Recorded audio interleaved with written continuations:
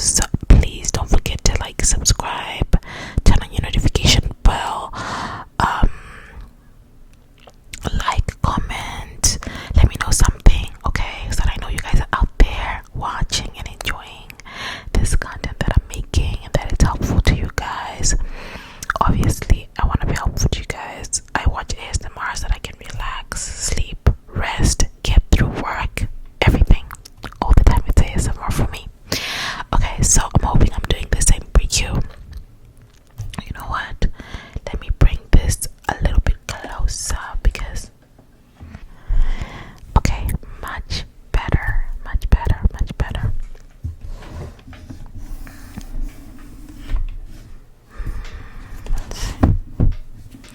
Okay, that is much better. I just get to be closer to you guys. Get to be closer. Alright, so I was saying I've got a story time for you guys. This is I think I told you I'm gonna create a new series called the Roommate series, and we're just gonna be discussing crazy things that never happened to me with my roommates, okay? So the first one is gonna involve 2 roommates. At the time I had 4 roommates and I was in college. Okay, so I think that at the time everyone who was in that room with me was there because of me. So everyone was in the room because they were sort of my friend and my associate. I'm the one who linked people together. And I wanted everybody to get along. Okay. One other girl, unproblematic, didn't really get along with, didn't overly get along with anyone, but did not get along with anyone. But everybody was kind of cool with her because she was very consistent, like consistent standards, consistent expectations. Perfect, great. The other friend, the 2 friends were people who I wasn't sure they were going to get along. One was very sweet and one was a little bit spicy, you know. So let's give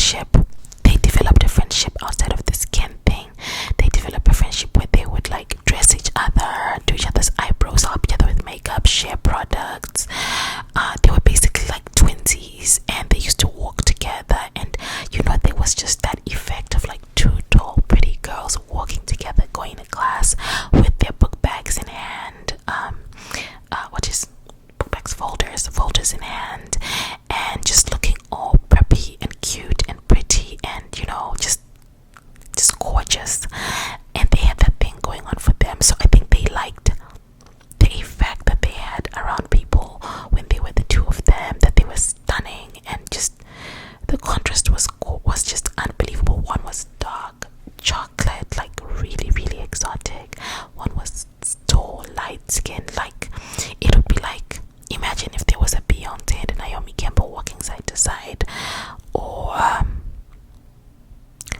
if Jen Aniston and Angelina Jolie were like besties. Do you know what I mean? Like, these two stunning beauties getting along, walking around, living their lives. And I felt like they'd actually developed like a perfect amount of like frenemy relationship, or like a frenemy, like friendship with the rivalry, but the rivalry was on like being pretty, being fly, and then just intimidating the heck out of everybody. And so we're in college, right? We're kind of living their life and everything, but something weird happened. So Chloe had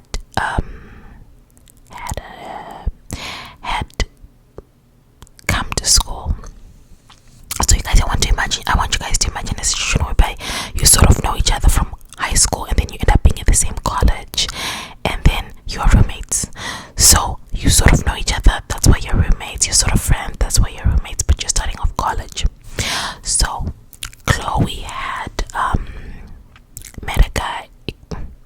Chloe had this guy that she considered like a brother, family friend kind of guy, and she was good friends with him. And the guy, you know, that guy who would just kind of be used to save the day. You know, if you needed something, you needed a little bit of money, needed this, needed that, needed help with that, he just kind of became that guy. Okay. And so Chloe felt like for her to incentivize, hold on before my AC comes on.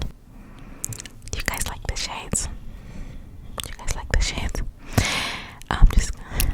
So I felt like Chloe was trying to incentivize this guy always being around him. Let's call him Ken. So I felt like Chloe was trying to incentivize Ken always being around, or whatever, by linking up Ken with Kim. Okay. So it wasn't like a blind date or something overly like obvious, like you guys should be romantically linked.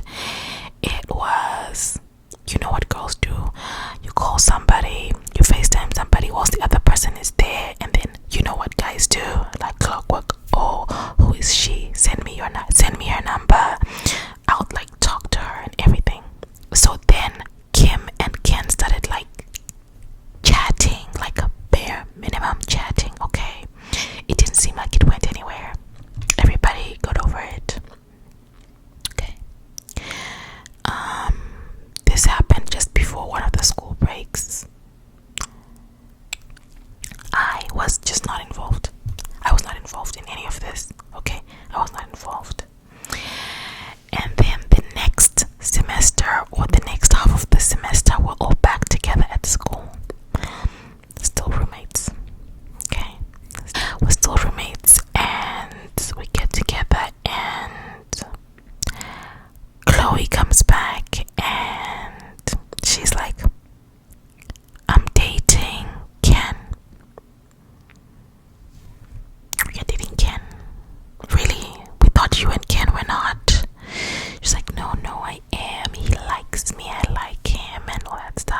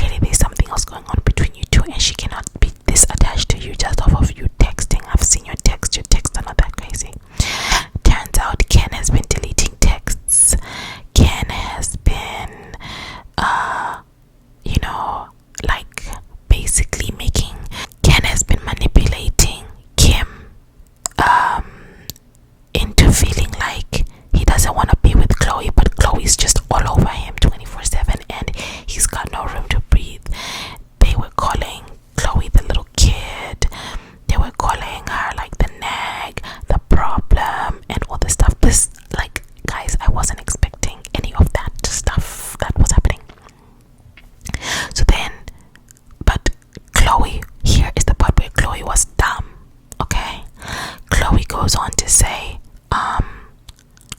to the guy, okay, just promise me you're never gonna talk to her again. Delete her phone number, delete this, delete that. I need access to your social media, your text, blah blah, and everything, and stop talking to her.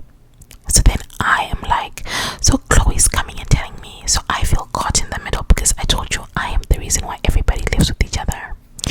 So then I go to Kim and I'm like, is this true?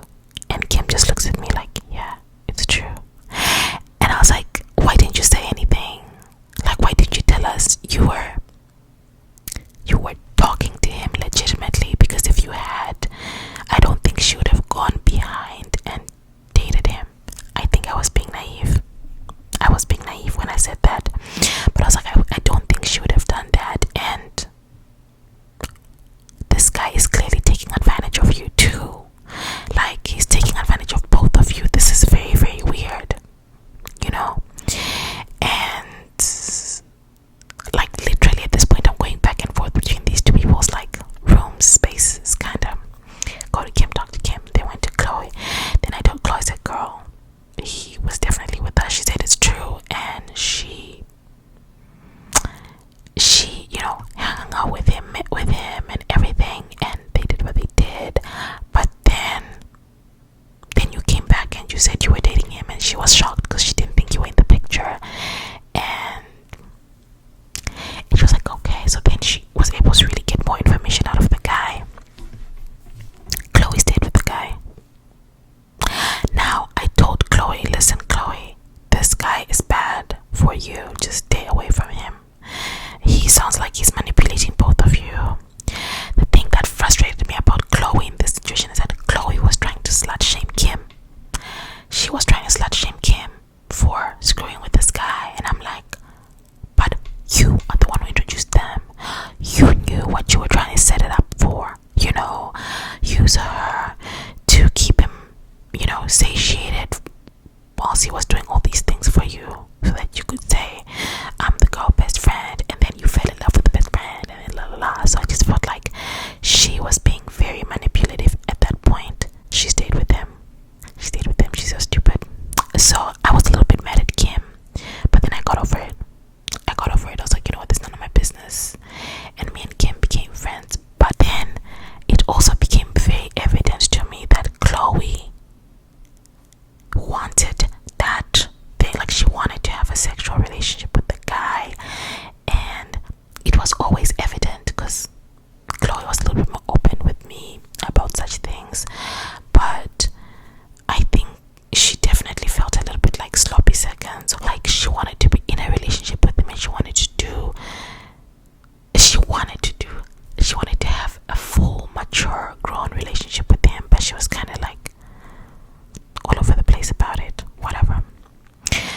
I think she was just having a hard time transitioning into being a young woman. Can you imagine being caught in the middle of that kind of drama situation? I'm so grateful I came out of it unscathed, and I was able to maintain some sort of friendship with both Chloe and Kim. Obviously, it was college, so whatever that means, we were not like roommates forever or anything.